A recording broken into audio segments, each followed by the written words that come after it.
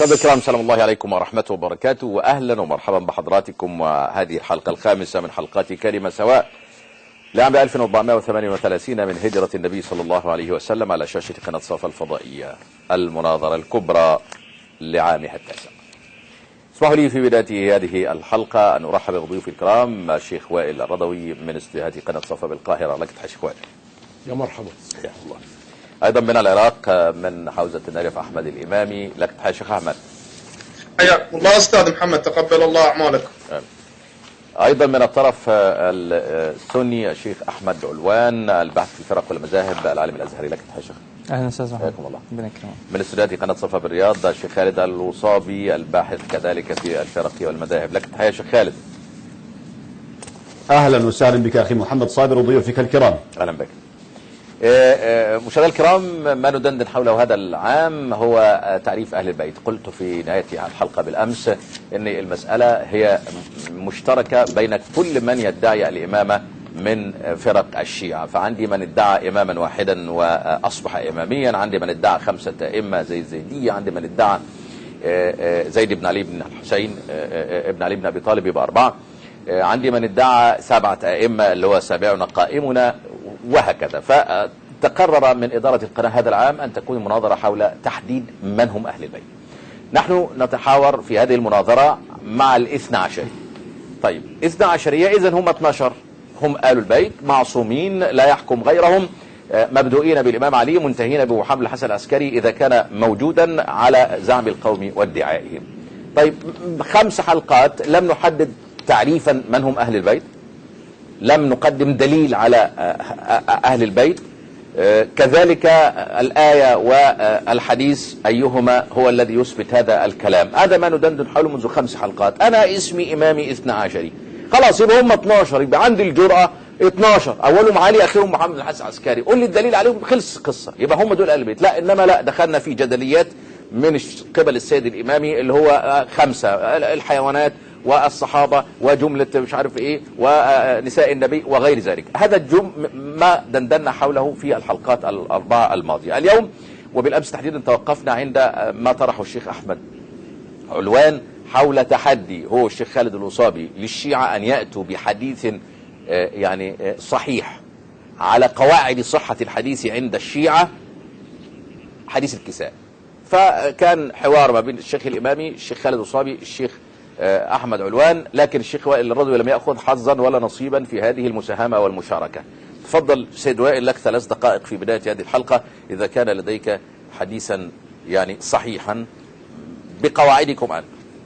الحمد لله رب العالمين، اللهم صل وسلم وبارك على محمد وآله الطيبين الطاهرين، ورضي الله عن الصحابة المنتجبين. 2 دقيقتان، تفضل. بداية في علميا إذا استشهدت أستشهد مما تؤمن به أنت، لا بالخصم لا ما أؤمن به أنا. أما عشان التحدي يعني الشيخ أحمد علوان تكلم عن الحديث الموجود في المفاتيح اللي هو أصلا من عوالم العالم للبحراني، وهذا الحديث يعني له سنده وهو سند صحيح، وهذا الحديث أيضا من الشهرة ويتعبد به. لو سنده سند صحيح، من فضلك سيب اللابتوب واكتب ورا الشيخ عشان هذا السؤال أنت الذي وجهته. نعم. وهو من الاشتهار بما يحتاج معه لسند، لأنه جزء من العبادات عند الشيعة الإمامية. أما ورود حديث الكساء أيضا لم يأتي بهذه الصيغة فقط، ولكن ورد بصيغ أخرى عن أبي عبد الله جعفر وعن رسول الله وعن كثير يعني لحد التواتر، كما في الخصال وكتاب سليم بن قيس وتفسير القمي وتفسير فرات الكوفي وتفسير العياشي والأمان الطوسي والكافي. أما الأمر الآخر والمهم جدا إن احنا دلوقتي إذا نتكلم نحن مسلمون أنهم هم المعنيون بحديث الكساء الموجود عند السنة والشيعة. أنتم الطرف الآخر هل تؤمنون بأن هذا الحديث موجود ومخصص ولا لا؟ هو ده الكلام، حتى ننتقل إلى مدلول الآية لأن هي الأصل، فنستخرج منها الأدلة الأخرى على ائمه باقي الائمه، او على مكانه او ناخذ تعريف اهل البيت لباقي الاحاديث زي حديث الثقلين وحديث خليفتين واحاديث كثيره في. طيب هو وقتك خلص، لكن ما تسالش السنه انتم مسلمون ولا لا. هو كان سؤال الشيخ خالد وسؤال الشيخ احمد والسؤال برضو للامامي، يعني قدموا الادله على ان هم دول المخصوصين، بمعنى يعني في قواعد للتفسير، في قواعد واصول الحديث وعلم اسمه علم الجرح والتعديل للتصحيح والتضعيف وعلم الرجال وغير ذلك. قدموا طبقا لهذه القواعد التي اصطلحت عليها الامه ادله تقول ان ال 12 دول هم المخصوصين وادلتنا واحد ثلاثه. ما تقوليش سلم، لا انا مش هسلم بقواعد. اتفقنا يعني. طيب عموما خلص وقتك. اما فكره ان يعني ان استدل عليك بما تؤمن به انت لما اؤمن به انا، ما تسالنيش انا مؤمن دليلي على ما انا مؤمن به، انا مسلم به مبدئيا. فاحنا مش عايزين ناخد الموضوع ونشتت الناس معانا في علم الروايه وعلم الدرايه، وناخد الحديث ونقعد نتكلم فيه سند ورجل ومن جرحه ومن عدله. يعني انا لو عندي بوذي مثلا اروح استدل عليه بما قاله بوذا، ولا استدل عليه بقواعدي واصولي وما اتفقت عليه علماء الامه والاسلام؟ لا طبعا، يا اما بالعقل المحض او بما يؤمن به هو. ما انت بتقول استدل عليك بما عندك، بما عندي انا فاهمه غير فهمك، فده الاشكاليه اللي خلاص بنتكلم في فهمه. خلاص يبقى الشيخ احمد رد على الشيخ وائل لك دقيقتان ثم نعود الى الشيخ الامامي والشيخ خالد الوصابي. اتفضل. انا عايز اكتر من دقيقتين ممكن؟ لا هو وقته. طيب. الحمد لله وحده، والصلاة والسلام على من لا نبي بعد، واشهد ان لا اله الا الله وحده لا شريك له، واشهد ان محمدا عبده ورسوله. اللهم صل وسلم وبارك عليه وعلى اله واصحابه وسلم تسليما كثيرا، ثم اما بعد. فانا اشهد الله سبحانه وتعالى واشهد يعني جميع الحاضرين والمشاهدين والمشاهدات أنني ما جئت ولا شاركت في مثل هذه المناظرات إلا حبا لله سبحانه وتعالى، وحبا لرسوله صلى الله عليه وسلم، وحبا لآل بيت رسول الله صلى الله عليه وسلم، وحبا لأزواجه وذريته. نسأل الله سبحانه وتعالى أن يجمعنا بهم في الجنة، اللهم آمين. مسألة الأستاذ وائل إن حديث الكساء حديث صحيح وحديث معتبر ومعتمد وموجود في كتبهم. أولا من بين الكتب التي نقلت حديث الكساء عندكم أصول الكافي، صحيح؟ نعم. طيب أصول الكافي به كم رواية؟ 16900 16199 رواية، أيوة 16199 رواية. كويس. سريع. كتاب الكافي ده كتاب رقم 1 عند الشيعة. تمام. شوف الشيعة نفسهم ماذا يقولون في الكافي الذي هو أحد الذين اعتمدتم عليه في نقل حديث الكساء. صاحب كتاب الذريعة إلى تصانيف الشيعة أغا بزرق الطهراني، تمام، في الجزء 17 صفحة 245 بيتكلم على الذريعة، بيتكلم على الكافي، بيقول إيه؟ هو أجل الكتب الأربعة الأصول المعتمدة عليه، لم يكتب مثله في المنقول من آل الرسول، وأحاديثه حصرت في 16,000 حديث، الصحيح منها 5072، والحسن 144، والموثق 178، والقوي 302، والضعيف 9485 رواية، يعني ما يقرب من تلتين الكافي. الشيعة أنفسهم يعترفون بأنه ضعيف، تلتين الكافي. تمام. إذن الرواية هذه في حديث الكساء يعني تستند إلى هل هي في تلتين الكافي الضعيف، ولا هي في الحسن، ولا ده رقم واحد. رقم اثنين، علماء الشيعة نفسهم. وقتك خلص والشيخ وائل كان خد 20 ثانية كده 30 ثانية. اتفضل. علماء الشيعة نفسهم لما تكلموا على حديث الكساء تمام ردوا هذا الحديث. طبعا احنا امبارح في مفاتيح الجنان لعباس القمي قال ان هو الناس اللي كتبت قالوا لا الحديث ده ما ذكروش هو اصلا، هم الناس اللي بعد كده هم اللي اضافوا هذا ليه. ده رقم واحد، يبقى ده تدليس على المؤلف. رقم واحد. رقم اثنين، مرتضى مطهري. طيب نكمل في وقتك القادم. طيب شيخ خالد، لعلك استمعت الحوار. السيد وائل رضا بيقول لك ان حديث الكساء هو سنده صحيح وله من الاشتهار ما لا يرده احد. تفضل. بسم الله الرحمن الرحيم، الحمد لله وصلى اللهم وسلم على سيدنا محمد وعلى آله وصحبه وبعد. حقيقة قوله أن سنده صحيح هذا أولا تقليد لمن كذبه، فالذي قال سنده صحيح هو الذي كذب هذا الحديث.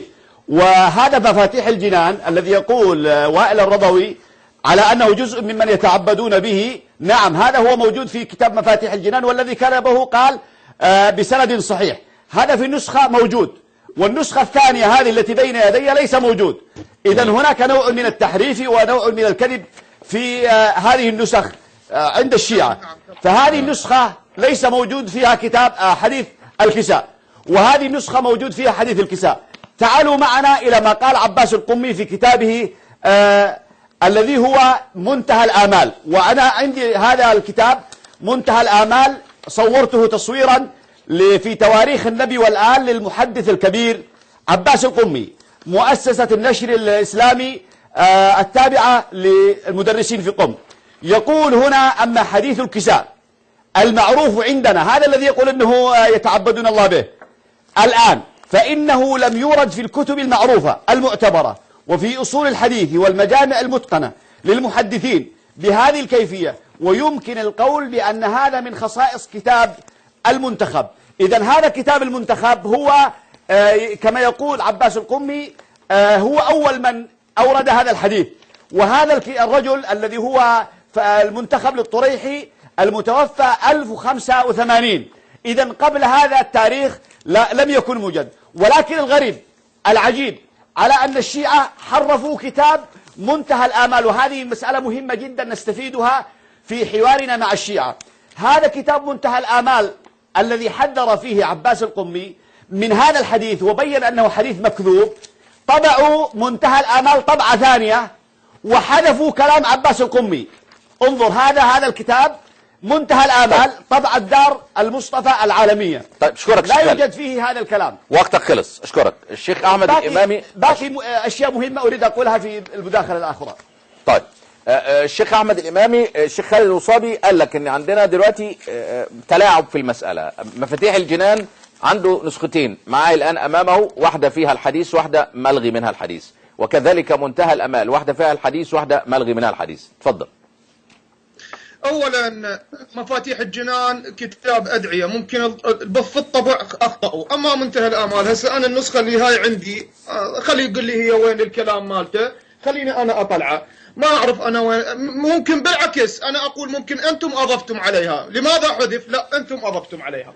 ومن ثم راح نتكلم عن حديث الكساء في كتاب مفاتيح الجنان. انا البارحه لم استشهد بحديث الكساء من مفاتيح الجنان اولا، انما استشهدت من كتاب مرآة العقول. هذا الكتاب امامي.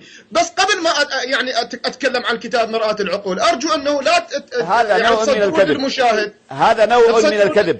طب سجل يا شيخ خالد الوصابي لو سمحت، سجل ملاحظاتك وفي وقتك. تفضل. أنتم مطالبون بعدم التخصيص.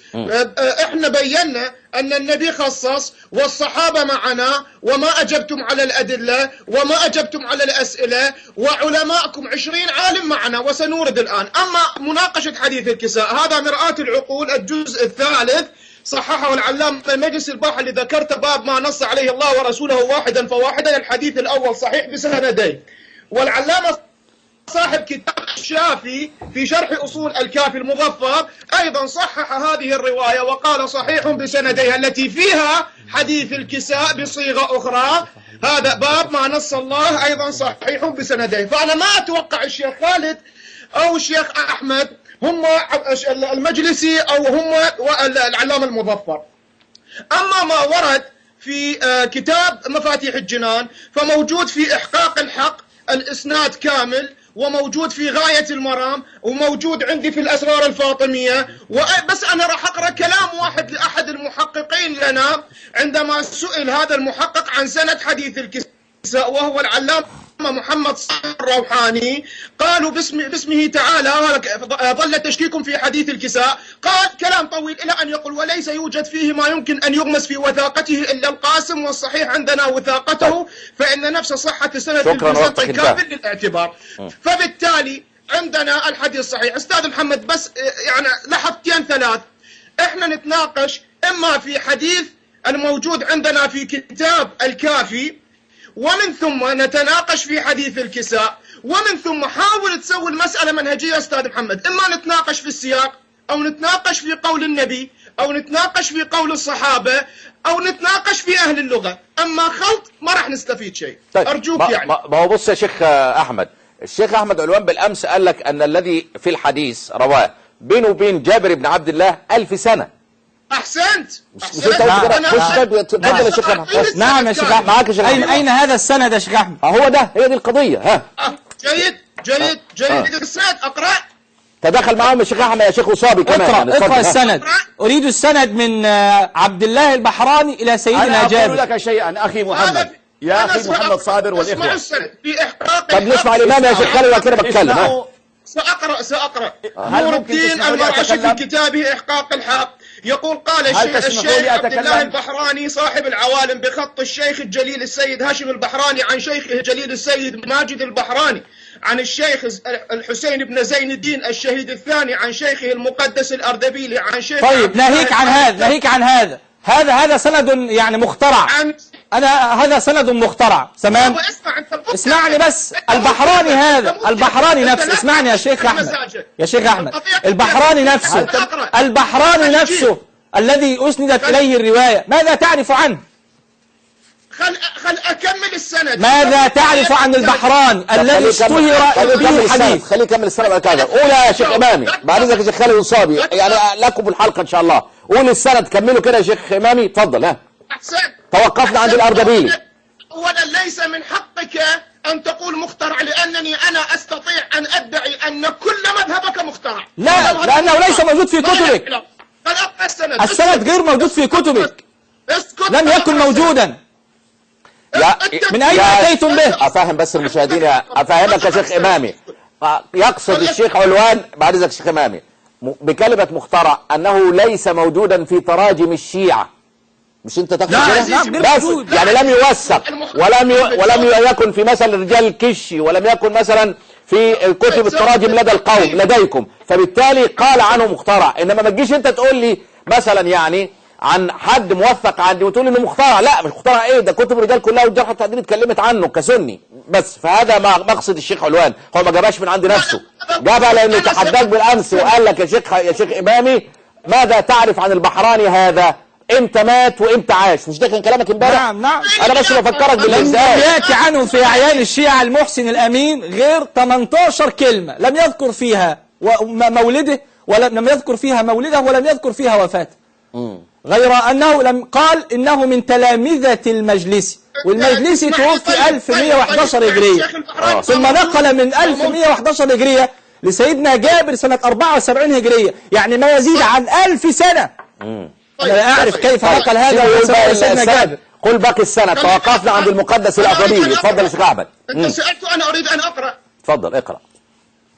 طيب قبل أن أقرأ، إذا كان الاختلاف في سنة الوفاة وسنة الولادة، فالمشهور عند المسلمين بأجمعهم أبو هريرة. أنتم ما تعرفوا له أب 30 أب. يا أخي خلينا بس دعك من أبي هريرة، يعني خلينا في البحراني بتاعك قال لي بقى له 1000 سنة وبتاخدوا أهم حديث يثبت سيدنا رضي الله تعالى عنه وأرضاه هو أمير المؤمنين في الحديث. يا شيخ بعد إذنك يا شيخ أحمد إمامي لو سمحت، عايزين نقع قاعدة في المناظرة دي يا شيخ إمامي بعد إذنك شيخ إمامي، والكلام للجميع للضيوف الأربعة.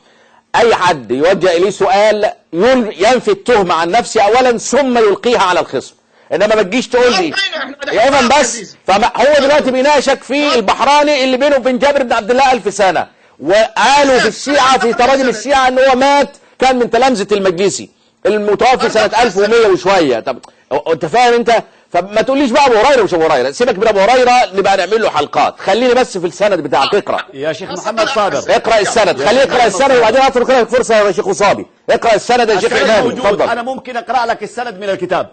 طيب لا هو خليه يقراه هو، اتفضل. هل تريد؟ خليه يقراه هو يا شيخ خالد بعد اذنك، اتفضل يا شيخ احمد. الله البحراني صاحب العوالم قال رأيت بخط الشيخ الجليل السيد هاشم البحراني عن شيخه السيد ماجد البحراني عن شيخه السيد الحسين بن زين الدين الشهيد الثاني عن شيخه هذا كلهم علماء الشيعة المقدس الأردبيلي عن شيخه الكركي عن شيخه علي بن هلال الجزائري عن الشيخ أحمد بن فهد الحلي عن الشيخ علي بن الخازن الحائري عن الشيخ ضياء الدين العراقي على الشهيد الأول عن أبيه فخر المحققين عن الشيخ ووالده العلامة الحلي عن الشيخ المحقق عن شيخه المحقق الطوسي عن شيخه ابن نما الحلي عن شيخه محمد بن إدريس الحلي كلهم علماء الشيعة عن أبي حمزة الطوسي صاحب كتاب النجم الثاقب عن الشيخ الجليل محمد بن شهراشوب، عن الطبرسي صاحب الاحتجاج، عن شيخه الجليل محمد الجليل الحسن بن محمد بن الحسن الطوسي، عن أبيه شيخ الطائفة الحق، عن شيخه المفيد، عن شيخه ابن قولويه القمي، عن شيخه الكليني، عن علي بن إبراهيم، عن أبيه إبراهيم بن هاشم، عن ابن أحمد بن محمد بن البيزنطي، عن قاسم بن يحيى الجلاء الكوفي، عن أبي بصير، عن أبان بن كثب، عن جابر بن عبد الله عن جابر بن يزيد الجعفي، عن جابر بن عبد الله الأنصاري، ويرويها عن السيدة الزهراء. تعال هذا السند. تعال أنت قلت في أعلى السند في آخر أبي بصير، صحيح؟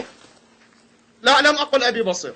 لا، اقرأ يا شيخ محمد صابر. طيب قلت أبي بصير. أبو بصير هذا متهم عندكم في رجال الكشف، بعد إذنك هذه واحد من ضمن السند. لكن فرصة يا شيخ خالد وغير جابر الجعفي كذلك. طيب نستنى، اتفضل يا شيخ خالد، اتفضل. لا أنا متهم عندك وحدة. خلاص اتفضل يا شيخ خالد أرجو وصاد. أن تعطوني الوقت الكافي لأتكلم. طيب اتفضل، لك الوقت، اتفضل. هذا صاحب كتاب أهل البيت في الكتاب والسنة محمد الرشهري، وهذا شيعي آية من آيات الله عند الشيعة. يقول هنا إن أول كتاب فيما نعلم نقل هذا الحديث بلا سند، كما أشار إليه المحدث القمي، وهو كتاب المنتخب. وهذا يعني أن الحديث المذكور لا يلاحظ له أثر في كتب الحديث منذ عصر صدر الإسلام حتى ألف سنة حتى 1000 سنة بعده.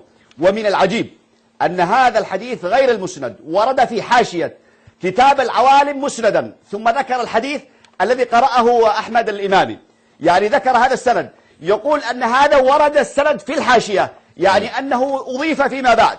قال واحد وهو ينتقد هذا السند، قال المستند الوحيد للسند المذكور هو كلام الشيخ عبد الله بن نور الله البحراني، إذ يقول على فرض ثبوته رأيت بخط السيد هاشم البحراني، لكن لا يعلم من ذا الذي يتضمن صحة تشخيصه بأن الخط هو خط السيد هاشم البحراني حتما.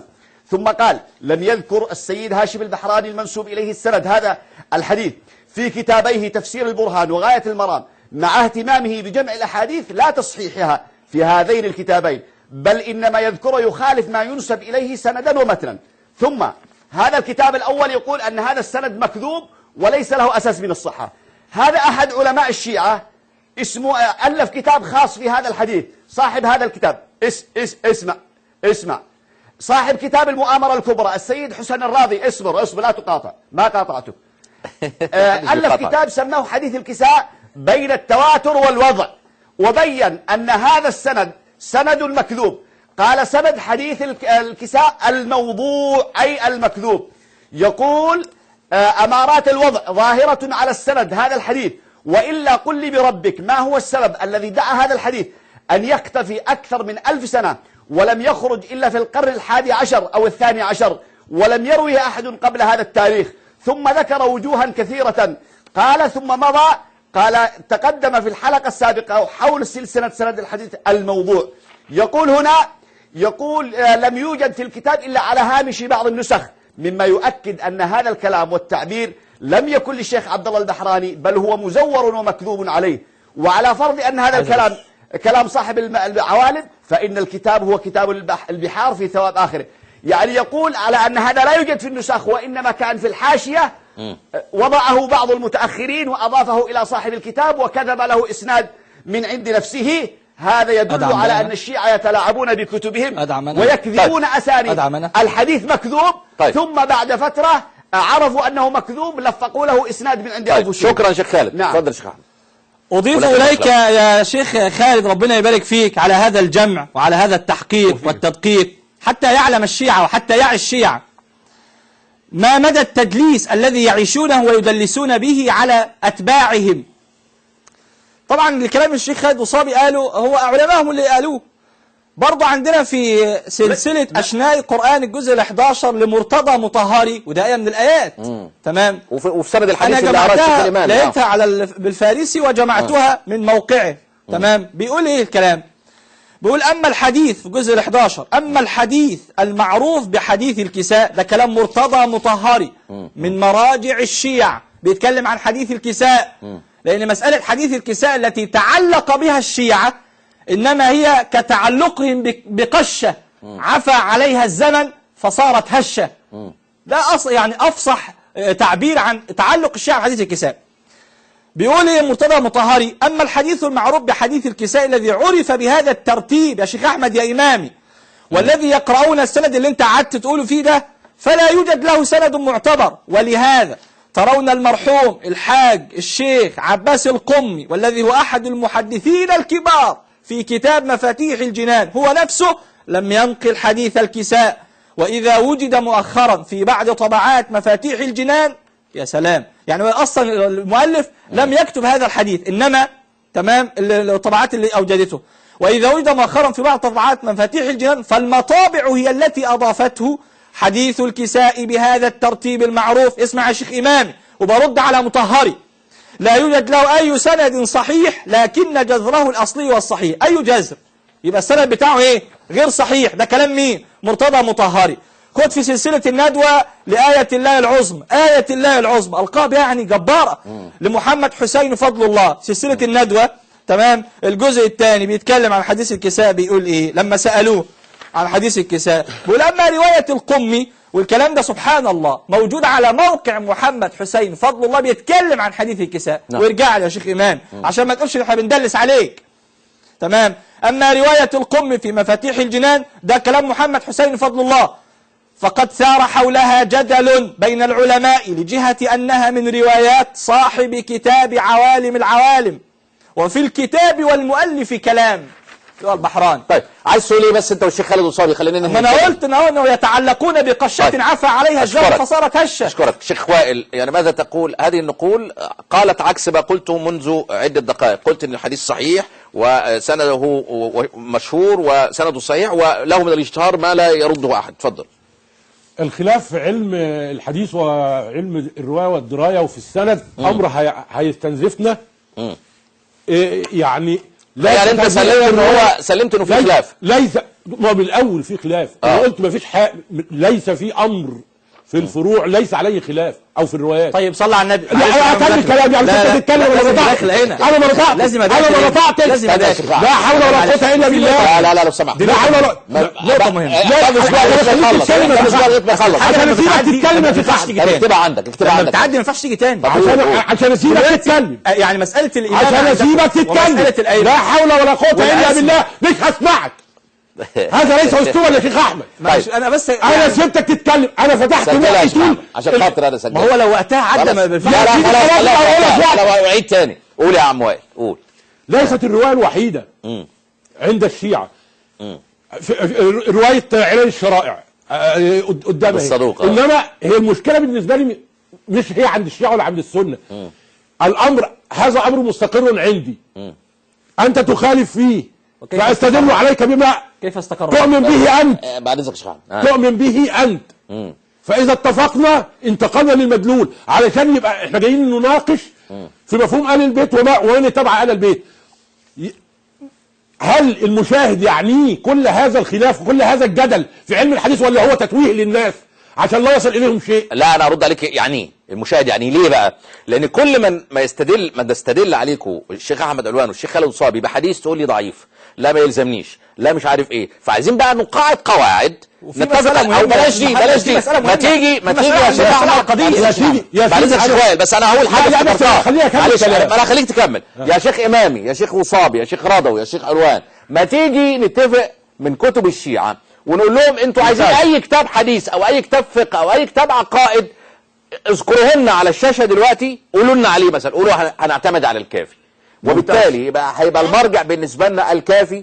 تمام. ونعتمد عليه. ولما نيجي نقول روايه في الكافي مثلا والشيعة يقولوا رديناها نقول لهم لا بس انتوا قلتوا هنعتمد على الكافي. عشان نقول هذا ليس علما. هذا ليس علما. امال ايه؟ طيب نمسكوا منين يعني؟ يعني كل احاديث ضعيفه وقت ما انتوا عايزين تضعفوها وصحيحه وقت ما عايزين تصححوها. دلوقتي احاديث الشيعة هذه التي تاتي من عند الشيعة او حديث حدثنا سعد بن عبد الله، ده حديث علل شرائع. حدثنا سعد بن عبد الله عن الحسن عن ابن موسى عن الخشاب عن علي بن حسان الواسطي عن عمه عبد الرحمن بن كثير قال: قلت لأبي عبد الله عليه السلام: ما عني الله عز وجل بقوله إنما يريد الله ليذهب عنكم الرجس آل البيت وطهركم تطهيرا؟ قال: نزلت في النبي وأمير المؤمنين والحسن والحسين وفاطمة، فلما قبض الله نبيه كان أمير المؤمنين ثم الحسن ثم الحسين ثم وقع تأويل هذه الآية وأولو الأرحام بعضهم أولى ببعض. يبقى انا استدل عليك بما تؤمن به. انا مؤمن بما عندي، انت تناقش اقتناعي، انا بقول ان هؤلاء مخصصون بالحديث.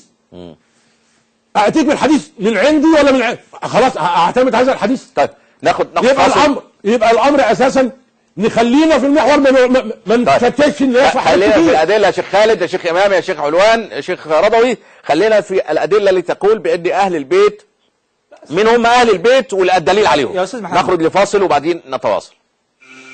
جد تحيه لحضراتكم مشاهدينا الكرام، القسم الثاني من هذه الحلقه من برنامجكم كلمه سوا لعام 1438 من هجره النبي صلى الله عليه وسلم، في مناظره كبرى على شاشه قناه صفا في عامها التاسع. تواصلوا عبر هاشتاج كلمه سواء، وان شاء الله من يوم الاحد المقبل سوف نعلن ونديع ونقرا كل التعليقات من يعني مشاهدينا الكرام، لمن أراد أن يضيف شيئا للمتناظرين أو يقترح اقتراحا أو يعني يذكر بمرجع سواء كان من الجانب الشيعي أو الجانب السني.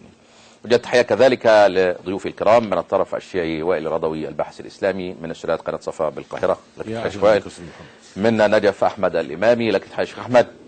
كذلك من الطرف حياكم السني الشيخ أحمد علوان من استوديوهات قناة صفا بالقاهرة، لك تحية شيخ أحمد. حبيبي محمد. حياكم الله. ومن استوديوهات قناة صفا بالرياض الشيخ خالد الوصابي، لك تحية شيخ خالد. حياكم الله اخي الكريم، اهلا وسهلا، يا مرحبا بك بضيوفك الكرام. طب شيخ خالد، يعني لماذا يعني اذا كان الامر بقى كل من تذكره دليل او حديث او تستشهد عليهم بكتبهم يقول لك ده ضعيف، ده مش مظبوط، ده مكذوب، ده كذا، طب ليه ما نلزمش المتناظرين بكتاب ونقول الكتاب ده يا جماعه نختاره في يكون مرجع لما نيجي مثلا نستشهد بيهم ما حدش منهم يردوا حديث؟ يعني ليه ما نعملش كده يا شيخ خالد؟ بسم الله الرحمن الرحيم. حقيقة ان الامر هذا التلاعب فقط، والا فالشيعة يقبلون احاديثهم ولا يردونها، لكن لما يأتون ونحتج عليهم بكتبهم هم الذين يبدأ التصحيح والتضعيف عندما يقعون في ورطة. وإلا مثلا لما نأتي إلى كتاب بحار الأنوار للمجلسي، فإن هذا الكتاب وهو بحار الأنوار للمجلسي ماذا قال عنه علماء الشيعة الذين قرضوا للكتاب والذين أتوا به؟ أنا أتحفك بهذا النص أخي محمد، ولعلك والإخوة المشاهدون الكرام أول مرة تسمعونه. هذا كتاب بحار الأنوار من أوله إلى آخره، ماذا يقول علماء الشيعة عن هذا الكتاب؟ هذا في المجلد الذي هو عندي على طرة الكتاب 107، يقول: ومن خصائص كتاب بحار الأنوار أنه تزداد شهرته واعتباره ويظهر قدره وعظمته إذا قام القائم من آل محمد صلى الله عليه وآله بعدما ينظر فيه ويحكم بصحته من الأول إلى الآخر. إذا جاء المهدي المنتظر هذا كتاب بحار الأنوار سيحكم أنه صحيح من الجلدة إلى الجلدة. طيب يا شيخنا، إذن كيف عرف هذا العالم؟ لا شك ولا ريب الذي يظهر لي أنه التقى بالمهدي المنتظر وكلمه عن هذا الأمر.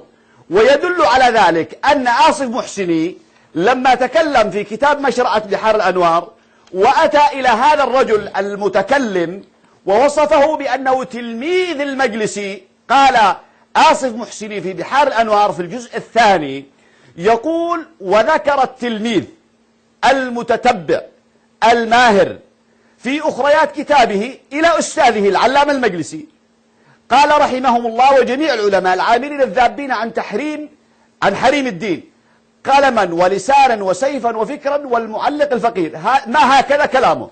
ومن خصائص كتاب بحار الأنوار أنه تزداد شهرته، ثم حاول أن يقول أن هذا من المبالغات. طيب. لكنني إيش الذي الشاهد؟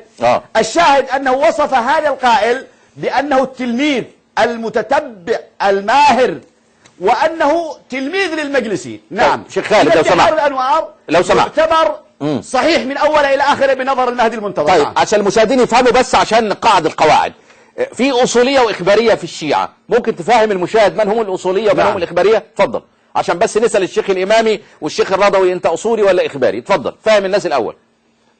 الأصول الأخبارية الحجة عندهم ليس القرآن ولا ظاهر القرآن ولا القياس ولا الإجماع ولا أي أصل من أصول الاستدلال. الحجة عندهم هم الأخبار الروايات ويعتبرون الكتب الأربعة صحيحة. إذا لماذا سموا أخبارية؟ نسبة إلى أن الحجة عندهم هو الخبر والرواية فقط، وليس القرآن وليس الإجماع وليس القياس، ولهذا سموا أخبارية. أما الأصولية فيقولون ظاهر القرآن حجة، لكن الباطن قد يكون حجة في مرة أخرى، ثم اعتمدوا على القياس لكن النقطة الفارقة الوحيدة بين الأخبارية والأصولية على أن الأخبارية لا تعترف بظاهر القرآن حجة، وإنما تأخذ بالأخبار وتعتبرها صحيحة. وأما الأصولية فإنهم يأخذون ما وافقهم، فما وافقهم فهو صحيح ولو كان ضعيفا، كما شهد بذلك الحر العاملي في بحار الأنوار في وسائل الشيعة. الحر العاملي في وسائل الشيعة قال أن الأصوليين يأخذون ما وافقهم ويصححوا ولو كان ضعيفا، ويردون ما خالفهم ولو كان صحيح السند. نعم. طيب إذن الشيخ أحمد الإمامي بنسألك يعني عشان اللخبطة دي تنتهي ونقول الحديث ده معتبر ولا مش معتبر وفي قواعد لهذا، حضرتك أصولي ولا إخباري؟ اتفضل. قبل أن أجيبك أستاذ محمد أسألك سؤال. أنا صار نصف ساعة في القسم الأول أخذت لي 4 دقائق أو أقل، والآن دخلنا شيخ خالد بمحاضرة مدتها 7 دقائق، لا شفنا توقيت. يعني هل من الإنصاف هذا اللي يصير؟ لا، هو الشيخ خالد خد 3 دقائق مش 4 دقائق ومش 7 دقائق ولا حاجة، ولكن الوقت كله لو التزمنا بالمحاور. الشيخ أحمد قول لي أنت أصولي ولا إخباري، وعلى أي أساس تردون الأحاديث النبي صلى الله عليه وسلم، الأحاديث التي ترد في كتبكم؟ تفضل، ادي المحور اتكلم فيه حتى لاخر الحلقه ولن يقاطعك احد. طيب. تفضل. اولا اعطيني وقت 5 دقائق على الشاشه، واعطي الاخوه منا وصاعد دقيقتين اذا امكن. طيب الله يوفقك بدون مقاطعه. تفضل. وين التوقيت؟ في توقيت؟ حطوا توقيت للشيخ يا شباب. 5 دقائق، هذا من حقي. طيب يلا تفضل. الكتب المعتمده خلي هذا طبعا تقسيم اخباري واصولي براحته يتكلم. انا شيعي ما له علاقه، مثل ما انا ما اريد اجي اقول له انت وهابي والاخ اشعري وانتم تكفرون، انتم سنه وانتهت واحنا شيعه وانتهت. اما الكتب المعتمده مرآة العقول، الشافي، آمال الصدوق بتحقيق الماحوزي، ثواب الأعمال بتحقيق الماحوزي، المعتبر من بحار الأنوار، مشرعة بحار الأنوار، معجم الأحاديث المعتبرة، روض المتقين شرح ما لا يحضره الفقيه، موسوعة أهل البيت للنجفي، ملاذ الأخيار للمجلس، الصحيح من سيرة أمير المؤمنين، وكل حديث صححه العلماء، والمعتبر أيضا عندنا 40 حديثا معتبرا. هذا أولا. ثانيا حتى ننهي هذه القضية، هم قالوا أن حديث الكساء اللي نحن تكلمنا فيه ضعيف، وأتوا بالكلمات الكثيرة. أولا احنا استدلينا بكثير من الأمور، واستدليت أيضا بكلام المحقق الروحاني، وهذا أيضا كتاب الأسرار الفاطمية يقول صفحة 185 يقول في اعتبار حديث الكساء عندنا. وأيضا هذا المحقق القزويني أيضا في صفحة من صفحات كتابه فاطمة الزهراء، أنا أقول لكم صفحة 71 يعتبر حديث الكساء. وأيضا هذا في كتاب أسرار فاطمة يعتبر حديث الكساء. وأيضا هذا المحقق السند يعتبر حديث الكساء. كلهن اتركوا هذا حديث الكساء إذا أنتم مسوي لكم مشكلة، لأن أنا أشوف أنه أنتم اللي يعجبكم تأخذوا واللي ما يعجبكم تتركوا. الآن الحديث الذي أوردته أنا من كتاب أصول الكافي بتصحيح العلامة المجلسي والعلامة المظفر، والحديث ثابت أنه نزلت فيهم آية التطهير، اتركه. وهاي حديثين، الحديث بسندين صحيحات. طيب السند فيه أبو بصير يا شيخ أحمد للشيخ الصدوق في سند حديث الكساء في أصول الكافي به أبو بصير. الأمالي الشيخ الصدوق. أنا أسألك يا شيخ أحمد يا إمامي 135 عشان ما نعديش الرواية يا إمامي. سيبوا يا شيخ احمد، رواية الكافي ذكرت الرواية، لا تتكلم في وقتي. باب ما نص الله اسمعني بس، فيها أبو بصير صح، فيها أبو بصير. اسمع ماذا قال الكشي عن أبي بصير يا شيخنا بعد إذنك. سيب له الوقت وبقول في وقتك. تفضل يا عم أحمد تفضل. هاي روايتين ما لها علاقة باللي انت ذكرتهن، هاي روايتين من كتاب الكافي ما لها علاقة، وسطا ماكو ابو بصير، ابو نصير انت سمعت خطأ. الامالي للشيخ الصدوق الجزء الاول تحقيق احمد الماحوزي، هذه الرواية يقول عنها عندما يسأل حدثنا قلت للصادق من آل محمد؟ قال ذريته. من أهل بيته؟ قال الأئمة. من عترته؟ قال أصحاب العباءة. بعدين إلى أن يصل ويقول هم المؤمنون الذين صدقوا بما جاء من عند الله المتمسكون بالثقلين الذين أمروا بالتمسك بهم كتاب الله وعترته الذين أذهب عنهم الرسل وطهرهم تطهيرا. يقول علام المحقق وسنده معتبر صحيح. هذا الحديث الآخر الثالث نفس الجزء الثالث أيضا لأمال الصدوق للماحوزي أيضا يقول في الرواية الموجودة في المعتبر من بحار الأنوار اللي قرأتها البارحة وموجودة في معجم الأحاديث المعتبر عن الإمام الرضا صحيحة. وأيضا عند في كتاب الأمال في الجزء الثاني أيضا هذه الرواية أنا أقرأها للجميع هذه الرواية حتى نشوف أنه في روايات صحيحة أو لا. يقول هكذا الحديث رقم الجزء الثاني صفحة 476 حدثنا كذا إن عليا وزوجته فاطمة والحسن والحسين ومن والاهم ومن ناواهم كذا. يقول وهم الثقل وأهل البيت فعلي وفاطمة والحسن والحسين أهل بيتي وثقلي فأذهب عنهم الرجس وطهرهم تطهيرا. الرواية يقول عنها سندها معتبر كالصحيح. إذن هذه روايات إلى الآن صحيحة. أنتم تريدون تقفزون على الواقع. هذا أولا. ثانيا في صحيح سيرة الإمام شوف كله صحيح في صحيح سيرة الإمام علي ليرجعوا إلى قضية المناشدة التي ناشد بها الإمام أمير المؤمنين وذكر أنه نزلت فيهم آية التطهير. طيب بعد لي دقيقة. أما أقوال علماء السنة إذا أنتم ما قبلتوا بفعل النبي ولا قول النبي ولا تقرير النبي إحنا بعد نتركها ولا أهل اللغة ولا الشيخ ابن تيمية ولا أسئلتي اتركوا هذا كله. العلامة الذهبي في تاريخ الإسلام يقول صفحة 44 وفي فاطمة وزوجها وبنيها نزلت إنما يريد الله ليذهب عنكم الرجس أهل البيت ويطهركم تطهيرا فجللهم بكساء وقال هؤلاء أهل بيتي. الشوكاني وقال في صفحة 370 من كتابه فتح القدير وأما دخول علي وفاطمة والحسن والحسين فلكونهم قرابته وأهل بيته في النسب ويؤيد ذلك ما ذكرناه من الأحاديث المصرحة بأنهم سبب النزول. إلى الآن عالمين وقبلها نقلت الطحاوي ونقلت عالم آخر والأحاديث عندنا صحيحة. تفضلوا ردوا على علمائكم. لماذا أدخلتم النساء وهن أصلا خارجات وإذا أدخلتموهم تكفرون النبي وأيضا تكذبون الله وأنا طالبوني بالدليل وسأبين الدليل. أشكرك. طبعا الشيخ أحمد الإمامي لم يجب عن السؤال هل هو أصولي ولا إخباري ولن يجيب عنه لأن في هذا استحالة.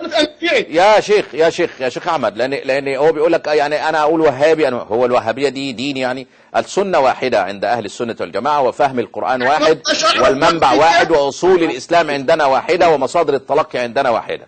لكن عندهم إخبارية وأصولية زي ما وضح لمشاهدينا الكرام الشيخ خالد الوصابي. فلو هو قال إخباري يبقى هنلزمه بأي رواية أيا كانت ولو قال أصولي يبقى هتبقى بالنسبة له مشكلة. فلن يقول أحمد الإمامي هل هو أصولي ولا إخباري. هذا يعني تحدي ونعلنه على الهواء. تفضل يا شيخ أحمد. أنا عايز أخرج من جدلية الأحاديث وصحتها من عدمه. هو الراجل بيقول لك ان علماءكم بيقولوا زي الذهبي في تاريخ الاسلام وغيره ان دول هم آية التطهير نازله فيهم وان دول هم اهل البيت وانتم بتردوا وبتكفروا الرسول لو ما وافقتوش على الكلام ده. اتفضل رد على هذا الكلام. لك دقيقتان. اتفضل. اولا الروايه التي ذكرها بالامس خلاص نطلع من الروايه ماشي. صفاء ابو بصير ما هو رجال الشيعه او كتب الرجال الشيعيه زي الكشي. يا شيخ احمد لو كده مش هخلي لك حديث اساسا تكلم فيه هو احد الرواه. لو هنعمل كده احنا عايزين نقول نقطه مهمه ماشي. انتوا دلوقتي حديث الكساء اللي عليه هيصه ده مش أليس هذا الحديث قد بنوا عليه معتقدهم؟ أصول العقيدة مش معتقد صح ولا لما يكون أصل العقيدة حديث مختلف في صحته. انت انا بنيت عقيدتي على ايه؟ احنا بنتكلم دلوقتي في مفهوم آل البيت. انت اساسا القرآن جه وبينه رسول الله صلى الله عليه واله وسلم. نعم. كيف تخالف انت؟ انا لا اخالف طبعا. لا تخالف. لا اخالف. قول الله عز وجل وقول رسوله صلى الله عليه وسلم فوق العين والرأس. المستدرك على الصحيحين للحاكم النيسابوري الجزء الثالث وهو مناقب آل رسول الله صلى الله عليه وآله وسلم. ما تصلى على النبي. صلى على النبي. سلمة في بيتي نزلت إنما يريد الله ليذهب عنكم الرجس أهل البيت. أحزاب 33 قال رسول الله صلى الله عليه وسلم إلى علي وفاطمة والحسن والحسين قال خلاص خذ وقتي. هذا حديث صحيح على شرط البخاري ولم يخرجاه. تمام. هقول لك إيه الثاني وحدثني الأوزاعي حدثني أبو عمار حدثني واثلة بن الأسقع قال أتيت عليا فلم أجده فقالت لي فاطمة انطلق إلى رسول الله يدعوه فجاء مع رسول الله صلى الله عليه وآله وسلم فدخل ودخلت معهما فدعا رسول الله صلى الله عليه وآله وسلم الحسن والحسين فأقعد كل واحد منهما على فخذيه وأدنى فاطمة من حجري وزوجها ثم لف عليهما ثوبا وقال إنما يريد الله ليذهب عنكم الرجس أهل البيت وطهركم تطهيرا ثم قال هؤلاء أهل بيتي اللهم أهل بيتي أحق. هذا حديث صحيح على شرط الشيخين ولم يخرجه. هقعد اقرا لك في احاديث من كتب السنه من هنا لبكره. تمام. بتقول ايه الاحاديث دي بقى؟ بتقول ان هذه الايه نزلت فخصص رسول الله مفهوم اهل البيت في هؤلاء. طيب انا اسال سؤال. رد لي على ده. انا اسال سؤال. قول لي بقى ليه رسول الله؟ انا اسال سؤال، اسالك سؤال واسال الامام سؤال واسال علماء الشيعه. ترتيب الايات في القران الكريم هل هو توقيفي ام توفيقي؟ ترتيب الايات. محمد صابر. تمام. نعم يا شيخنا. أنا أتحدى وائل الرضوي أن يخرج لي من الحديث الآن الكلمة التي درجها وكذبها أن النبي خصص. هل في رواية تقول أن النبي خصص هؤلاء بأصحاب الكساء والآية؟ مخصص يا شيخ خالد، ما هو بس الكلام كده بس يعني ايه؟ خلينا على حديث يأتي بكلمة هؤلاء في اللغة العربية أنها تفيد التخصيص. لماذا الكذب على الناس؟ لماذا الكذب على العلماء؟ مين اللي قال الكلام ده؟ مين اللي قال ماذا تعني هؤلاء في اللغه العربيه يا شيخ خالد؟ خلينا نتكلم نخرج عن الحديث عن ماذا تعني هؤلاء في علم اللغه؟ أنا أتحداك. طب رد. النبي يتكلم بالعربي ولا بالإنجليزي؟ رد. هؤلاء ماذا تعني؟ يتكلم باللغة الإنجليزية. هؤلاء ماذا تعني؟ اسم إشارة. ماذا يعني اسم الإشارة؟ قول أنت. اسم الإشارة يعني تعيين المشار إليه. فإذا كان المشار إليه معرفا ان ابني هذا سيد. أمام الاستغراق هو نفسه التخصيص. يلا اتفضل. ايش عرفت من النساء على اللغة؟ جبت لك احاديث اللي اخرج النساء. هذه الاحاديث لا تفيد على ان غيرهم ليس من اهل البيت. طب الشوكاني يتحدى احمد الامامي اذا صرح الرواه انه اذا صرح من الاحاديث انه اخرج على النساء. الايه لا تشمل زوجات النبي. اسمع. طب ما جبت لك الاحاديث التي تخرج النساء من الامام. هل انا سألت سؤال يا شيخ خالد. انا يا شيخ خالد على ابواب زوجات وقرأ عن ام سلمة الصلاة على البيت. حتى نثبت ان الايات زوجات النبي صلى الله عليه وسلم. النبي يقول انك من اهل بيتي فكذبت الحديث. النبي ادخل ام سلمة. لا ما كذب الحديث. كذبت القرآن. رسول الله قال انت من اهلي حاجة واهل البيت حاجة. قال من اهل بيتي. قال من اهل بيتي وقال من اهلي. يعني انت كده بتكلمك على رواية فردة اهل بيتي. اولا اقرأها لي. اسمع هذا الحديث. اسمع الحديث. بحر انوار قرأناها امس. هذا كتاب الاعتقاد. لحظة هذا بكتاب الاعتقاد للبيهقي. يقول اسمع حبيبي اسمع. فقالت يا رسول الله أنا من أهل البيت. قال بلى إن شاء الله. قال أبو عبد الله هذا حديث صحيح سنده ثقات رواته. قال الشيخ وهذا يؤكد ما ذكرنا من دخول آله وأزواجه في أهل بيته. وكذلك ذكر البيهقي في كتاب السنن الكبرى ذكر هذا الحديث وصحح سنده. هذا كتاب السنن الكبرى للبيهقي الجزء الثاني يقول قال هنا قالت يا رسول الله أنا من أهل البيت. قال بلى إن شاء الله. قال أبو عبد الله يعني لعله يقصد الحاكم هذا حديث صحيح سنده ثقات رواته. قال الشيخ لعله البيهقي وقد روي. اسمع إلى هذه الكلمة حتى تعطر بها إذنك. قال وقد روي في شواهده ثم في اسمع لا تستعجل. ثم في معارضته أحاديث لا يثبت مثلها. خذ هذه وعض عليها بالنواجذ. الإمام البيهقي يقول كل حديث يخالف هذا الحديث فهو حديث كذب ولا يصح. نعم. قال لا يثبت مثلها. من عندياته. ثم في معارضته اسمع ثم في معارضته أحاديث لا يثبت مثلها. وأنا أشكر أحمد الإمام أمس حيث أنه ضعف الرواية وقال في سندها شهر بن حوشب. ولا يدري أحمد الإمام أنه بذلك قد أسقط الروايات التي احتج بها وائل الرضوي علينا أن النبي منع أم سلمة من الدخول تحت الكساء. هذا شهر بن حوشب فيه أكثر من رواية. هذه رواية شهر بن حوشب التي يستدلون بها علينا. شهر بن حوشب عن أم سلمة قال إنك على خير. إذا هذا سقط تلقائيا لأن أحمد الإمامي ضعف شهر بن حوشب. اسمع شهر بن حوشب عن أم سلمة قالت أم سلمة فرفعت الكساء لأدخل معهم فجذبه من يدي وقال إنك على خير. يسقط تلقائيا بشهادة أحمد الإمامي. ما هو أنا اللي ضعفته، أحمد الإمامي الذي ضعفه بتضعيفه لرواية فرات الكوفي. أيضا رواية ثالثة لا تتوهم حديث أم سلمة أساسا مروي في الجامع الترمذي عن عمر بن أبي سلمة ربيب النبي عن أم سلمة تحت الكساء أسقطه أحمد الإمامي ليس أنا، لأنني استدللت عليه أمس برواية من فرات الكوفي على أن أتيتك برواية أم سلمة بغير شهر بن حوشب. لا والله أنه شهر بن حوشب يا حبيب الرواية اهي حدثنا محمد بن سليمان بن عثماني عن يحيى بن عبيد عن عطاء بن عبد الله عن عمر بن أبي سلمة ربيب النبي ولما نزلت الآية عن النبي صلى الله عليه وآله وسلم لا تقاطع الشيخ خالد. طيب أنت عايز ماذا تريد أن تقول في الآية الشيخ خالد عشان بس نحسم الجدلية دي؟ تفضل. ماذا تريد أن تقول؟ الحديث الذي لا يعجبهم يضعفوه. طيب. والذي يعجبهم يضعفوه. الحديث الذي في سند شهر بن حوشب أنها دخلت تحت الكساء قالوا لا نقبله. الحديث الذي في سند شهر بن حوشب وأنها قال لها لا تدخلي تحت الكساء قالوا هذا مقبول وهذا يخصص الآية القرآنية وأن أم سلمة ليست من أهل البيت. هذا حديث في سند شهر بن حوشب دخلت أم سلمة تحت الكساء رفضوه. وهذا حديث في سند شهر بن حوشب أن أم سلمة لم تدخل تحت الكساء عضوا عليه بالنواجذ وخصصوا القرآن به وقالوا كذبنا النبي بحديث ضعيف. هم ضعفوا ليس طيب. نحن. من وجهة نظرك لماذا لم يقل الإمام هل هو إخباري أم أصولي؟ تفضل.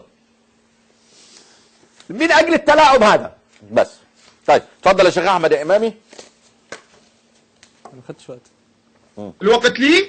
الوقت لك بس دقيقتان فقط هترد على كلام الشيخ خالد. يعني عندك شهر بن حوشب انت قلت بالامس انه ضعيف فقبلتم رفضتم دخولها الكساء، الروايه التي قال فيها دخلت الكساء وقبلتم انها بره الكساء وقال لها انت على خير، والاثنين شهر بن حوشب. تفضل. لا مو هكذا، انا ما ضعفت. هو شهر بن حوشب عندكم فيه مشكله. انا قلت لا ان الروايه بالامس والحلقه تراجع قلت بالامس ان شهر بن حوشب ضعيف. قلت نعم قلت انها مرويه من كتب السنه ان في سندها شهر بن حوشب. لا ليست من كتب السنه. ليست من كتب السنه. ارجع لها كلام. هذا كتاب تفسيرات. ثانيا استاذ محمد، الان انتم من كل هذا شو تريدون؟ ندخل النساء في آية التطهير؟ في مدلول آية التطهير؟ الله دخلهن ليس أنت. ليسنا محتاجات لفضلك. ما عندنا نبحث الدلالة، ما عندنا مشكلة، لكن اطلب الجواب على الأسئلة التالية. ما عندنا أي مشكلة. يلا دخلت أخواء للرضا وبعد لا تناقش في الأحاديث ولا تخرج أحدا. اعطيني مرة جواب رسول الله على أبواب النساء وقرأنا.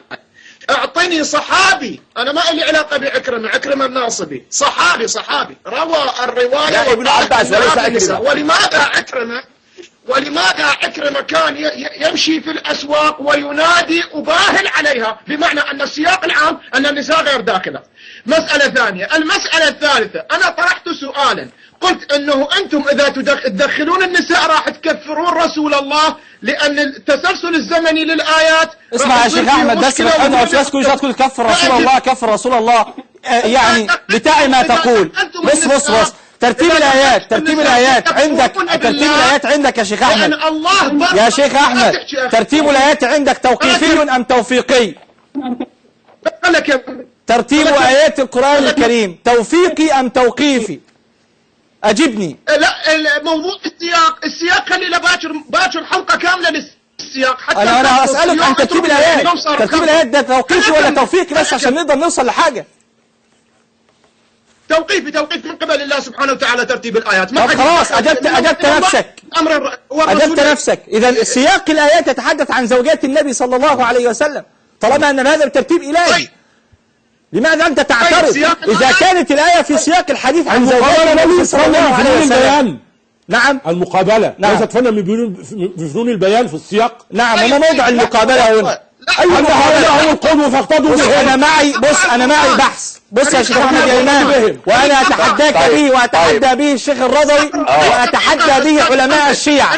بحث جمعت فيه ما يقرب من 20 دليل على إثبات أن آية سورة الأحزاب تدخل أو تثبت أنها في نساء النبي صلى الله عليه وسلم. 20 دليل. أريد إجابة على أو مواجهة لكل دليل. أستطيع أن أواجهك بها الآن. طيب نتكلم في سياق الآيات بعد الفاصل. أنا عندي فاصل نتكلم في سياق الآيات بعد الفاصل. ويعني حتى حد بعت لي بيقول لي طب نرجس أم المهدي هل هي من أهل بيت الإمام ولا لا يعني. طيب فاصل ونعود اللقاء بضيوفنا الكرام نتكلم في سياق الآيات. والشيخ أحمد الإمامي قال كلام في منتهى الخطورة. إيه الكلام؟ محدش خد باله من ضيوف الكرام. قال الإمامي أنتوا عايزين تدخلوا نساء النبي يبقى نتكلم في الموضوع. لا، هي الآيات في نساء النبي، فأنتوا خرجتم نساء النبي من الآيات ومن أهل البيت. أنتوا هاتوا الدليل على أنهن لسن المقصودات وأن الآيات في سياقها ليست داخلات فيها نساء النبي صلى الله عليه وسلم. بعد الفاصل نتناقش في السياق ونتناقش إزاي خرجوه.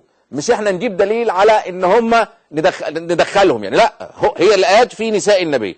من أراد أن يقول أنها ليست في نساء النبي فهو الذي ادعى وعلى المدعي البينة. فاصل ونعود اللقاء بحضراتكم. القسم الثالث والأخير من هذه الحلقة مشاهدينا الكرام من برنامجكم كلمة سواء.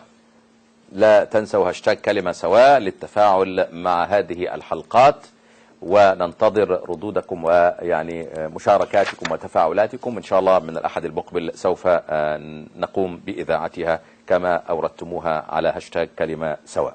جد حياة كذلك لضيوفي الكرام الشيخ وائل الرضوي، الشيخ أحمد الإمامي، الشيخ أحمد علوان، الشيخ خالد الأصابي. لكم التحية ضيوفي الكرام جميعا.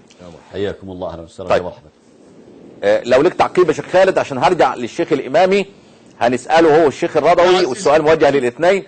يعني آية أو ما قيل إنها آية التطهير يعني هذا المقطع. بالنسبة للكلام على سياق أنا بس الآيات أسأل السؤال الأول في آية واحدة ما تحتاج شيخ. أسأل السؤال بس الأول يعني. ملاحظة مهمة. الملاحظة المهمة هذا الكلام السياق الآيات ما يفهم منه على أن آية التطهير في جهة والكلام النبي ونساء النبي في جهة أخرى. لا داعي ولا محل للإعراب أن نتكلم عن السياق لأنها آية واحدة أصلا. تقصد هذا. طيب. سياق الآيات يحتاج إذا كانت منفصلة آية منفصلة عن آية أخرى. تمام وصلت الفكرة. والله فكرة رائعة. الكلام عن السياق لأنها آية واحدة أصلا.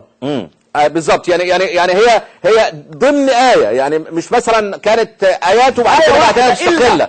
هي ليست آية مستقلة. فهمنا يا شيخ خالد. طيب السؤال إذا ليست آية مستقلة. السياق السياق إنما يحتاج له إذا كانت كل آية منفصلة عن الأخرى فيقال هل السياق حجة أو ليس بحجة. تمام. ولهذا أحمد الإمامي عندما ذكرنا قصة لقمان مع ابنه يلبس على الناس لأن قصة لقمان في آية وتلك في آية أخرى إذا اختلفت.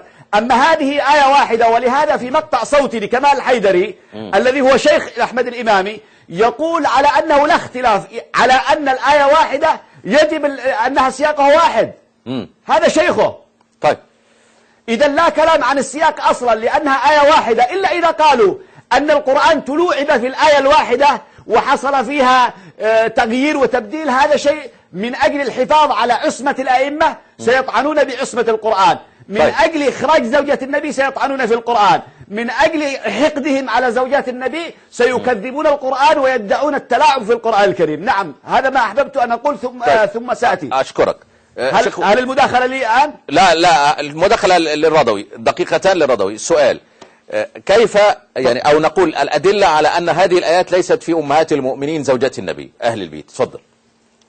الحمد لله رب العالمين. اللهم صل وسلم وبارك على محمد وآله الطيبين الطاهرين. قلنا من أول يوم أن الآية أو الآيات ما قبل وما بعد استخدم فيها ضمير المؤنث نون النسوة. هذا الجزء فقط من الآية تغير الضمير. فأصبحنا هنا قدام محاولة الفهم لماذا تغير الضمير. ما قبله نون النسوة آخره والآية اللي بعدها واذكرن ما يتلى في بيوتكن. يبقى هذا التغير له دلالة. نلجأ إلى علم البيان نقول أن الآية حين تكون بالأمر وقرن في بيوتكن ولا تبرجن تبرج الجاهلية ولا تبرج الجاهلية، كل الأوامر، ثم يأتي بالنموذج الذي يقتدى به. إنما يريد الله ليذهب عنكم الرجس آل البيت وطهركم تطهيرا. طيب ده السياق لغويا ما فيش مشكلة، إن هنا هذا الانتقال هو للنموذج والقدوة. نأتي لأقوال سيدنا رسول الله وفعله، جمع المقصودون والمعنيون وأقره وأعلنهم، وليس في هذا الموضع ولكن في مواضع كثيرة كما قلنا في آية المودة في القربى وآية المباهلة وغيرها. أقوال الصحابة، هذا زيد بن أرقم، وفيه فقلنا من آل بيته نساؤه قال لا، وأيم الله إن المرأة تكون مع رجل العصر من الظهر ثم يطلقها فترجع إلى أبيها وقومها. مش المقصود هنا تقرير واقع يا سيدي. أنا بقول هذا فهم. انت دلوقتي أنا بتكلم عشان تفهم سؤالي، بس عشان تفهم سؤالي والمشاهدين يفهموا. أنتم خرجتم نساء النبي من الآية، فكل آية خرجتهن، إنما ما تجيش تقول لي أصلي زيد بن أرقم. لا، طالما الدليل قرآني يبقى تنفيه بدليل قرآني. اتفضل. قلنا أن السنة تخصص لا، انا دلوقتي ما وصلتش للتخصيص من عدمه، ما وصلتش لدول آل البيت ولا مش آل البيت. انا وصلت، احنا بنقول كسنه، الكلام ليك يا شيخ احمد والكلام ليك يا شيخ خالد، ان الايات هي في نساء النبي. نعم. اليس كذلك؟ نعم. طيب انتم ادخلتم عليهم، قلنا ما فيش مانع بالتخصيص والكساء، لكن انتم تقولون لا، ده نساء النبي مش موجودات اصلا. ظاهر اللغه هو القضيه في ايه؟ اننا لم نعترض على دخول علي وفاطمه والحسن والحسين بحديث النساء، لكن اعتراضنا على انكم خرجتم اصحاب البيت الحقيقي، مش ده الكلام؟ نعم، وادخلم غير المعنيين. يعني غير البيت الحقيقي. قول يا شيخ احمد الامامي دليلك على ان النساء خرجنا انما يريد الله ليذهب على البيت. في كل روايات خلاص وقت البيت هم العثمان. دقيقتان يا شيخ امامي في المحور. اتفضل. خرجتم النساء بس لحظة واحدة استاذ محمد. اتفضل. ها، المفروض تعطيني وقت يعني مفتوح، مثل هو عشان انا في نهاية الحلقة فكل واحد له دقيقتان. اتفضل. كلما جاءتك مداخلة تريد وقتا مفتوحا بعد اذنك يا استاذ ثلاثة غيرك في يلا يا شيخ امامي. يعني انتم خرجتم نساء النبي المقصودات في الآية الكريمة وفي سياق الآيات. اتفضل، دليلك على خروجهن بآية كما يعني سأجيب، لكن أرجو أن تضع التوقيت وأن تقسم التوقيت بصورة دقيقتان. يلا عيدوا من الأول، لأن هذا مو عدل. عيدوا الشيخ الإمام من الأول يا شباب. استنى يا شيخ إمامي. أيوه، ابدأ الدقيقتين. يلا اتفضل. وانا اعترض قبل المداخله. لو سمحت معلش يا محمد، هو اعترض قبل الفاصل، قال لو عايزين ندخل النساء ندخلهم، وكانه هو الذي يعني يدخل ويخرج. طيب خلاص اتفضل يا شيخ احمد، لك دقيقتان. اتفضل. ها يلا، بدأ وقتك. اتفضل.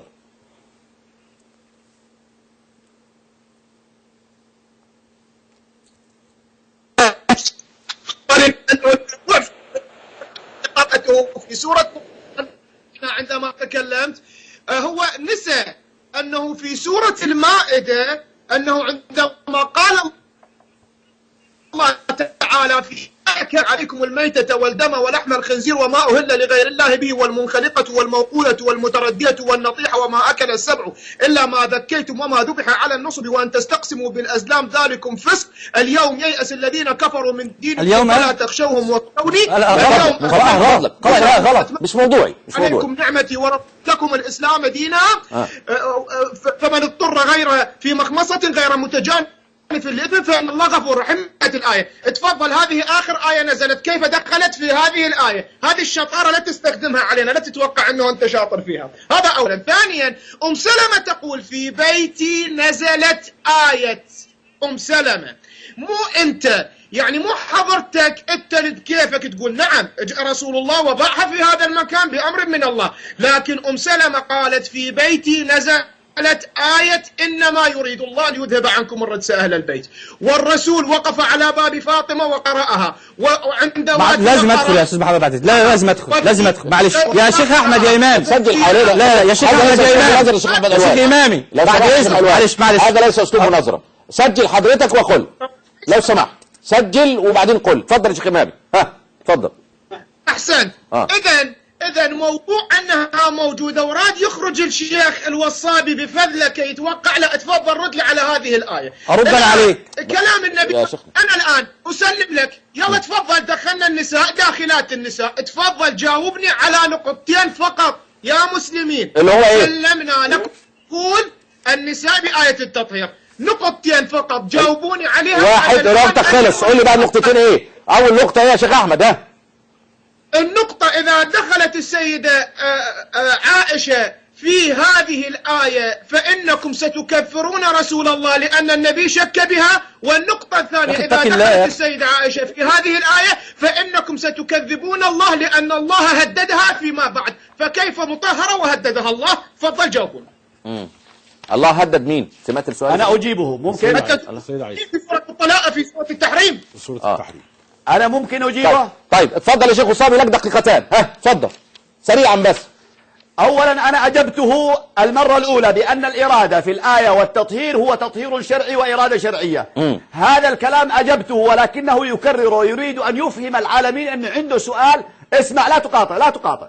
تريد أن تفهم العالمين أن عندك سؤال ما أحد يقدر على جوابه. اسمع حبيبي، هذا كتاب أهل البيت في آية التطهير دراسة وتحليل للسيد جعفر مرتضى العاملي، يتكلم عن الآية الكريمة هل الإرادة شرعية أو إرادة كونية. نحن نقول على أن الإرادة والتطهير شرعي، أي بمعنى أنهن يفعلن الصالحات، أنهن يفعلن الطيبات. قال الإرادة بماذا تعلقت؟ ولكننا نقول أن الظاهر هو أنها قد تعلقت أولا وبالذات بأمر آخر، وهو نفس الأوامر والزواجر التي توجهت إلى زوجات النبي عليه الصلاة والسلام. ثم ذكر، اسمع حباب اسمع، لا تقاطع. لا قال فالتطهير لهم علة لإرادة هذا الأمر منهم بالإرادة التشريعية. وفي هذا مورد آخر بعد أن ذكر ثم قال أيضا، قال وذلك الشيء الذي تعلقت به الإرادة هنا هو نفس التكاليف والأوامر والنواهي الصادرة لزوجات رسول الله، فإن الله سبحانه وتعالى قد أراد منهن ذلك لأجل إذهاب الرجس، وبتعبير آخر إذهاب الرجس عن أهل البيت علة لإرادة الله. ثم قال أيضا، قال والأمر في التطهير كذلك. ثم قال بعد ذلك في صفحات كثيرة وهو يتكلم، وقد اتضح مما تقدم أن الإرادة الملحوظة في الآيات أولا وبالذات لم تتعلق بإزالة الرجس مباشرة لكي تكون إزالة تكوينية، بل هي إرادة تشريعية تعلقت بأوامر وزواجر موجهة إلى زوجات الرسول الأكرم صلى الله عليه وسلم. إذن لما يريد الله أن يطهر يعني كلفهن أن يفعلن أفعالا يتطهر. وغمز في المرة الأولى لما قلت أنا أنها إرادة تشريعية، قال إذن أنتم تقدحون في عائشة، إذن لعله هو يتوقع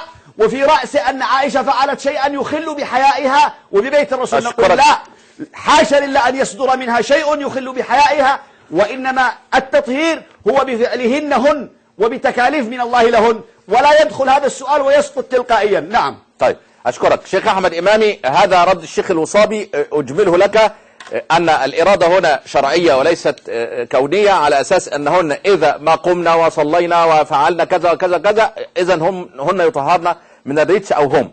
أما الكلام عن السيدة عائشة أن الرسول يعني إذا أدخلتم السيدة عائشة تكفرون الرسول على أساس شك، فأنتم تقولون أن الآية خاصة بتطهير أئمتكم اللي هم علي والحسن والحسين وفاطمة.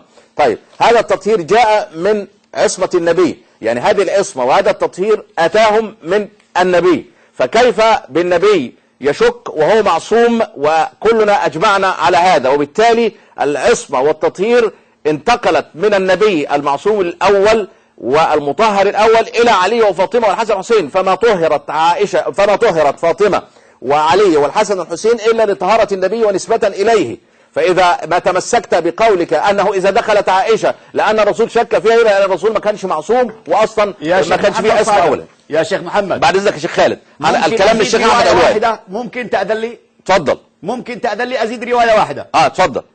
هذا كتاب تفسير البرهان للبحراني. اسمع المجلد السادس، يقول عن زين العابدين عليه السلام أنه قال له رجل إنكم أهل بيت مغفور لكم. قال فغضب وقال نحن أحرى أن يجري فينا ما أجرى الله في أزواج النبي صلى الله عليه وسلم من أن يكون كما تقول إنا نرى لمحسننا ضعفين من الأجر ولمسيئنا ضعفين من العذاب. ثم قرأ الآيتين إذا زين العابدين هنا يرى أن الإرادة تشريعية وليست تكوينية، وقايس نفسه وجعل نفسه قول له الكتاب تاني يا شيخ خالد، قول الكتاب تاني للإمام الرضوي، قول الكتاب تاني للإمام الرضوي، قول له الصفحة. البرهان في تفسير القرآن، طيب. المجلد السادس لهاشم البحراني. طيب شكرا. تقول الرواية قال له رجل لعلي، قال عن علي ابن الحسين زين العابدين، هذا إمام معصوم ومطهر عندهم، أنه قال له رجل إنكم أهل بيت مغفور لكم، فغضب، انظر فغضب، وقال نحن أحرى أن يجري فينا ما أجرى الله في أزواج النبي صلى الله عليه وسلم من أن يكون كما تقول إن نرى لمحسننا ضعفين من الأجر ولمسيئنا ضعفين من العذاب. هنا علي بن الحسين قارن نفسه بزوجات النبي، فهل هو من أهل البيت الخاص أم من أهل البيت العام؟ هل كان يرى نفسه معصوما كما يتوهم الأخ؟ هل هو يرى أن الإرادة شرعية أو إرادة كونية؟ هذا يخالف، هم يخالفون أهل البيت الآن. طيب أشكرك. هذا يغضب علي بن الحسين زين العابدين لما قال له مغفور، ولو كان مطهر ما غضب. أشكرك. تفضل يا شيخ علوان، رتب أوراقك ويعني ردودك السريعة. تفضل. الرواية اللي ذكرها الشيخ خالد وصاب ربنا يبارك فيه أيضا موجودة في كتاب بحار الأنوار الجزء 22، نفس الرواية صفحة 175 باب أحوال أزواجه وفيه قصة زينب. تمام. أنا بس بقول الرواية برضو موجودة فين؟ في بحار الأنوار. تمام. غير أن الإمام الأول عند الشيعة تمام هو سيدنا علي رضي الله تعالى عنه رابع الخلفاء الراشدين. في بحار الأنوار برضو في الجزء 27 اعترف أنه مش معصوم. خدت بالك بيقول إيه؟ فلا تكفوا عن مقالة بحق أو مشورة بعدل، فإني لست في نفسي بفوق أن أخطئ، ولا آمن ذاك من فعلي، إلا أن يكفي الله من نفسي ما هو أملك به مني، فإنما أنا وأنتم عبيد مملوكون لرب لا رب غيره، يملك منا ما لا نملك من أنفسنا، وأخرجنا مما كنا فيه إلى ما صلحنا عليه، فأبدلنا بعد الضلالة بالهدى وأعطانا البصيرة بعد العمى. ادي كلام سيدنا علي، وده الكلام اللي احنا ايه يعني نصدق به. لكن تدعوا عصمة، ده إقرار العصمة، لو أننا سلمنا، ده إقرار العصمة بس لو أننا سلمنا أمام الشيعة الآن بأن هذه الإرادة إرادة كونية، وبأنهم يثبتون العصمة للأربعة أصحاب الكساء وللأئمة من بعدهم، تمام، فما قولهم في الآيات القرآنية التي ذكرت أيضا آيات التطهير؟ يعني لما ربنا سبحانه وتعالى يقول إيه مثلا بيتحدث عن التطهير في آيات القرآن الكريم، بيقول لك إيه؟ خذ من أموالهم صدقة تطهرهم وتزكيهم بها. بعد ما اتكلم عن إيه؟ وآخرون اعترفوا بذنوبهم خلطوا عملا صالحا، يعني طهر الذين عندهم ذنوب. ده إيه؟ خذ من أموالهم صدقة تطهرهم وتزكيهم، يعني تزكية أعلى من التطهير. آية كمان ما يريد الله ليجعل آية الوضوء في سورة المائدة، ما يريد الله يريد ليطهر، يبقى دول معصومين في آية سورة المائدة.